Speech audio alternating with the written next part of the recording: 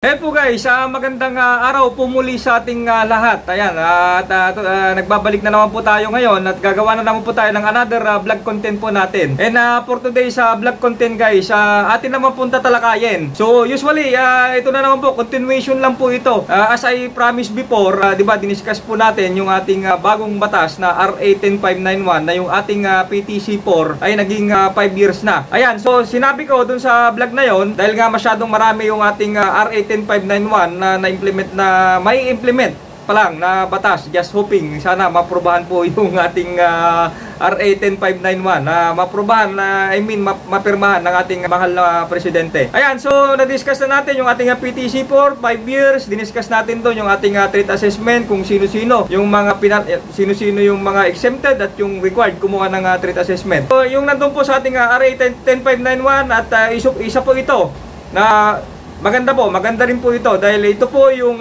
in relation din sa PTC4. Ayan, so yung PTC4 nakalagay dito sa bagong batas natin na ito, basahin lang po natin.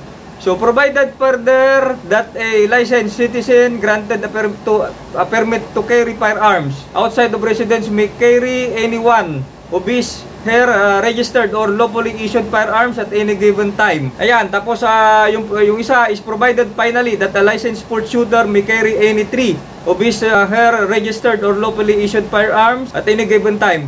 Ayan, so magandang balita po yan guys, magandang balita po yan sa lalo sa amin mga sport shooter. Ayan, so intindihin lang po natin yung unang paragraph, yung provided further that a licensed citizen granted a permit to carry firearms outside of residence may carry anyone of his registered lawfully issued firearms at any given time. So usually guys, ito yung mga non-sport shooter, ito yung mga non-sport shooter. So kung ilan yung firearm na nakaregister po sa kanila, pwede po nilang dalhin. Let's say yung non-sport shooter na yon ay mayroon siya naka-registered na firearm sa kanya, under sa kanya ay tatlo. So yung tatlong registered firearm na yun, so pwede nyo nang dalhin one at a time nga lang. So hindi katulad dati na nag-acquire tayo ng ating permit to carry dun sa ating specific firearm lang. So ngayon hindi na po, parang ang PTC4 ngayon ay nakarehistro na po dun sa tao. So yung PTC4 naka-register dun sa tao, tapos kung ilan yung firearm na naka-register dun sa tao na yon ay pwede niyang dalhin. So yun lang po yung pagkaiba ng non-sport shooter sa sport shooter. So non-sport shooter, isa-isa, one at a time na pwede nang dalhin yung kanyang registered firearm. So punta naman tayo dun sa sport shooter. Ayan, so napaganda po yung sport shooter. So basahin po natin ulit. Provided finally that a licensed sport shooter may carry any three of his registered or lawfully issued firearms at any given time. Ayan. So, ay pasensya na kayo guys. Medyo ano ngayon, ngumo tayo. Malakas yung sipon natin, natubo. Ayan, nagpipiyok tayo.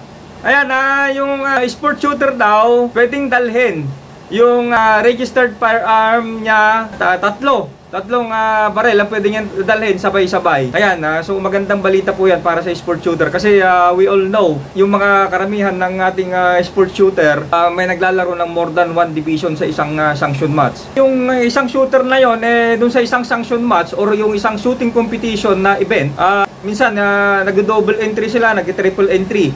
So depende kung ilan yung baril na nakarehistro sa kanila. Kunyari, mayroon silang standard division, mayroon silang open division, mayroon silang PCC. Ayan, so pwede nilang i-entry yon kasi pwede nang dalhin at the same time yung up to 3 firearms na nakaregister po sa'yo. So okay po yon, magandang balita po yon para sa sport shooter. So hindi rin po dehado yung mga non-sport shooter kasi nga pwede rin po nilang dalhin yung baril nila kung ilang man yung nakaregistered po sa kanila. Ayan, so yan ang kagandahan. Medyo siguro i-discuss din po natin kung ano po yung paano po maging sport shooter. Ayan, igagawan din po natin ng vlog yan guys kung paano po maging sport shooter para sa ganon yung mga nagpaplano din na paano kaya maging sport shooter kasi maraming kumbaga itong bagong batas may mga benefits po na related dun sa sport shooter. So like ito nga po yung PTC4 ay pwede nang dalhin yung tatlong barel. Tapos mayroon pa nakalagay dun sa ating R18591 na yung ammunition naman. Ayan, so yung ammunition yung non-sport shooter ay nasa 500 rounds, yung sport shooter ay nasa 5,000 rounds na yung pwedeng dalhin. Ayan, so dahil dyan yung sport shooter gagawin po natin ng different vlog vlog kung paano po maging sport shooter. Ayan,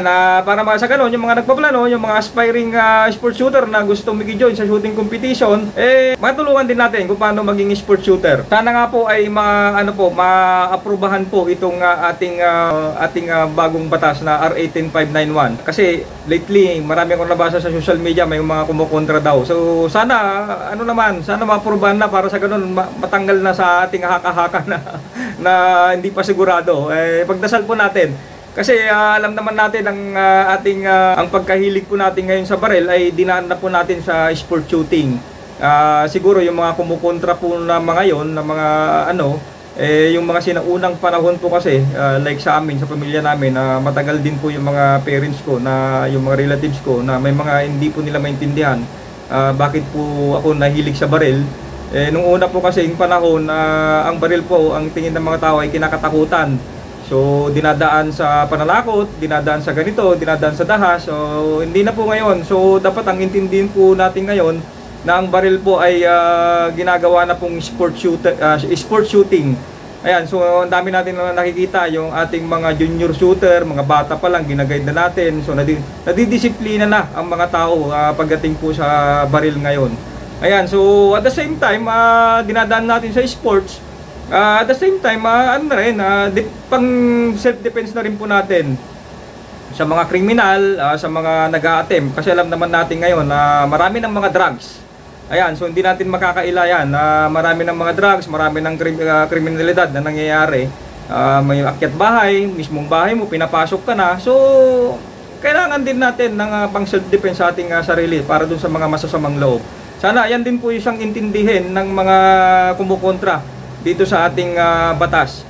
Ayan, so sana po wag na po nating kontrahin kasi yun nga po, disiplinado na po ang mga tao ngayon. Ginagawa na pong sport shooting yan.